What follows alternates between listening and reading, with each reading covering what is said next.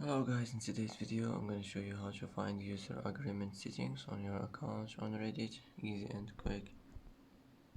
First click on your profile, now click settings, and here you will find user agreement settings, and that's it. That's how to find user agreement settings. Here you can manage it as you want, and that's it.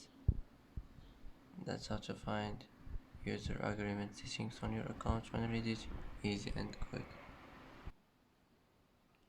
And that's it for today's video. If you like this video, don't forget to like and don't forget to subscribe.